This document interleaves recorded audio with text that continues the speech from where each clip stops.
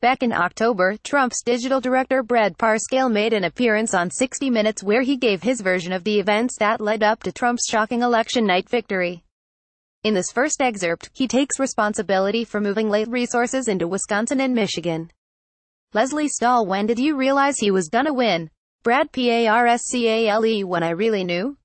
Leslie Stahl: yeah. Brad Parscale The Wednesday before I knew the Republican Party was outperforming anything in history. Brad Parscale: I started Leslie Stahl: did they say you were crazy? Brad Parscale: it was stronger in Michigan. I was like, we can go in and get this, and I changed all the budgets around. STUDIOLESLEY Stahl: he says that he was the one who decided to take resources away from Virginia, which he realized they were losing, and Ohio, they realized they had in the pocket, and put the money and the resources up into Michigan and Wisconsin, which everybody thinks made the difference in the campaign. Brad Parscale: I took every nickel and dime I could out of anywhere else, and I moved it to Michigan and Wisconsin. And I started buying advertising, digital, TV. In July, McClatchy reporters Peter Stone and Greg Gordon wrote a piece called Trump-Russia Investigators Probe Jared Kushner-Run Digital Operation. The article focused on both Mueller's probe and the various congressional investigations, but only the Congress members were willing to talk on the record. Senator Mark Warner is the ranking member on the Senate Intelligence Committee and probably the most knowledgeable Democrat in Congress about facts that have been uncovered, but not publicly disclosed. At that time, he had this to say about the Russians' late advertising campaign: I get the fact that the Russian intel services could figure out how to manipulate and use the bots. Virginia Sen. Mark Warner told Pod Save America recently. Whether they could know how to target states and levels of voters that the Democrats weren't even aware of really raises some questions. How did they know to go to that level of detail in those kinds of jurisdictions? The Russians appear to have targeted women and African Americans in 2 of the 3 decisive states, Wisconsin and Michigan, where the Democrats were too brain-dead to realize those states were even in play, Warner said. Twitter's and Facebook search engines in those states were overwhelmed, he said, meaning they couldn't discern fake news from real news. On your news feed, you suddenly got Hillary Clinton sick or Hillary Clinton stealing money from the State Department, said Warner. According to Parscale, he tried to tell people, including the news networks, that Trump was closing strong and would win, but no one would take him seriously. Even Trump didn't take him seriously, but he did agree to change his schedule and make late visits to Michigan and Wisconsin. Now, if look at Brad Parscale's Wikipedia page, you'll see that he didn't have much support in the primaries in terms of digital advertising. Parscale utilized Facebook heavily for the campaign advertisement, staffed Facebook employees to help them navigate the Facebook platform to utilize all of the platform's capabilities. Parscale did not have data scientists or any digital team during the Republican primary and did much of the social media advertising from his home. He would also stage competitions between tech companies to drive the lowest cost of buying on Facebook programmatic as well as other platforms. If this is true, and I have no real reason to doubt it, Parscale had no data scientists during the primary. On the other hand, Ted Cruz was armed to the teeth with data scientists, including from a firm called Cambridge Analytica. Cruz has largely built his program out of his Houston headquarters, where a team of statisticians and behavioral psychologists who subscribe to the burgeoning practice of psychographic targeting built their own version of a Myers-Briggs personality test. The test that is supplemented by recent issue surveys, and together they are used to categorize supporters, who then receive specially tailored messages, phone calls and visits. Here are a couple of notable examples of how Cruz's team was operating in late 2015. Another emerging tactic that the campaign has employed is geofencing, a technique that allows people to send messages to digital devices in narrow areas, such as a city block or a single building.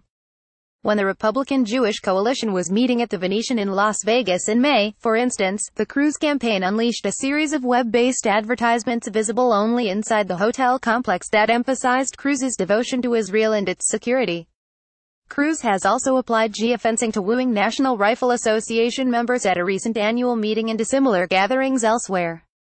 More typical was the utilization of personality and political scores psychometrics. In September 2016, Alexander Nix, the CEO of Cambridge Analytica, gave a presentation at the Concordia Summit in the Grand Hyatt Hotel in Manhattan where he explained that his firm had been able to form a model to predict the personality of every single adult in the United States of America. The strategy that had been used effectively for Cruz was put to use for Trump after he hired Cambridge Analytica in June 2016. Here's how that looked. Pretty much every message that Trump put out was data-driven. Alexander Nix remembers. On the day of the third presidential debate between Trump and Clinton, Trump's team tested 175,000 different ad variations for his arguments, in order to find the right versions, above all via Facebook.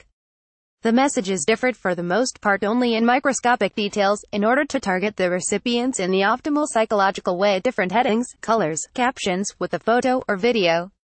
This fine-tuning reaches all the way down to the smallest groups, Nix explained in an interview with Us. How do you approach a conservative voter?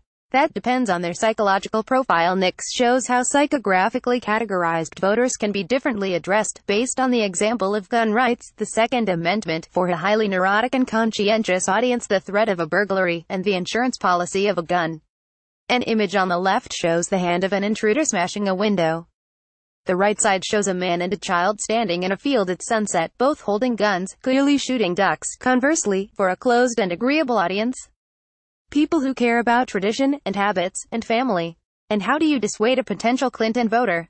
In the Miami district of Little Haiti, for instance, Trump's campaign provided inhabitants with news about the failure of the Clinton Foundation following the earthquake in Haiti, in order to keep them from voting for Hillary Clinton. This was one of the goals, to keep potential Clinton voters, which include wavering left-wingers, African Americans, and young women, away from the ballot box, to suppress their vote, as one senior campaign official told Bloomberg in the weeks before the election.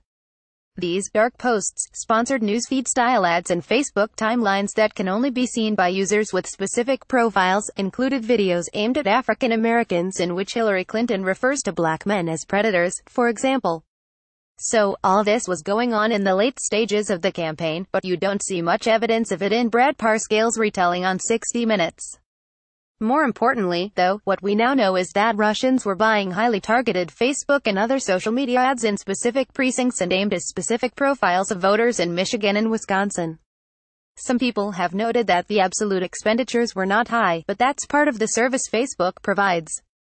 You can save a lot of advertising money by narrowing down your target audience. So, here's the point where I revisit my post-A Trumpercia confession in plain sight.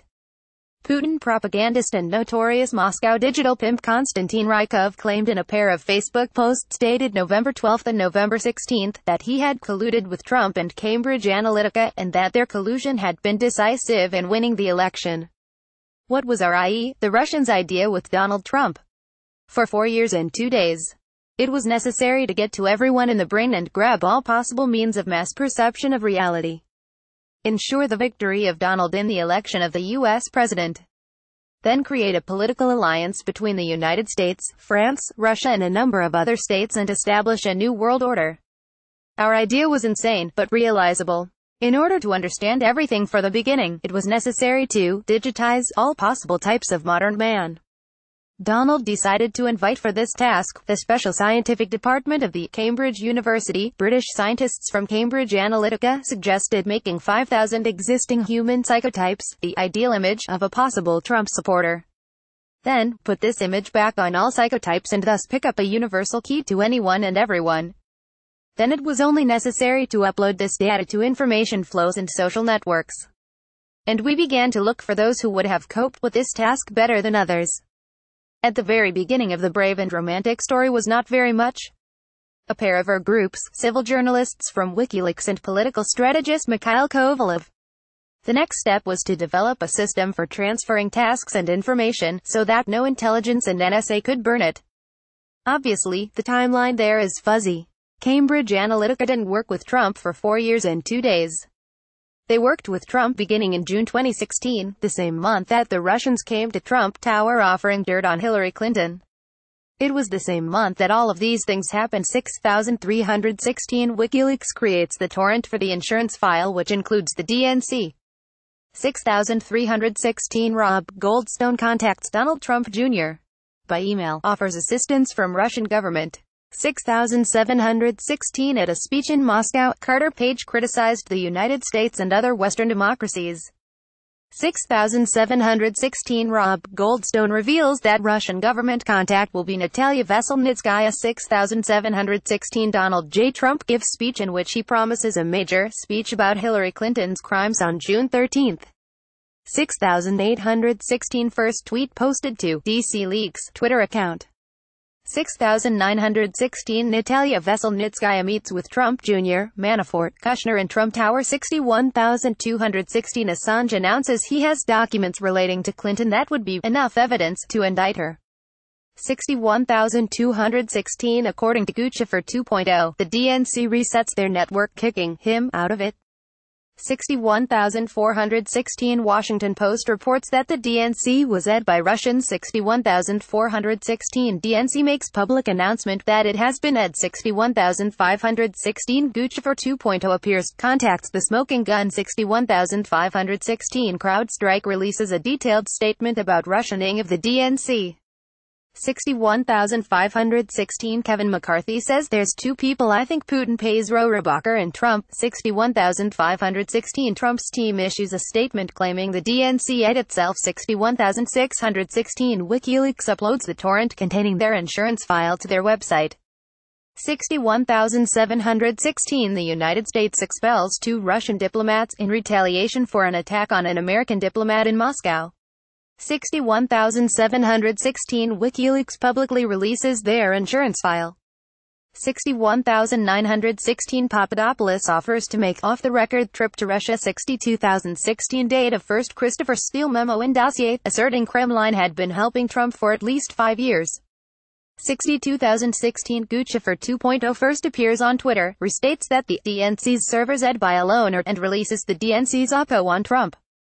62116 Guccifer 2.0 interview with Vice News published.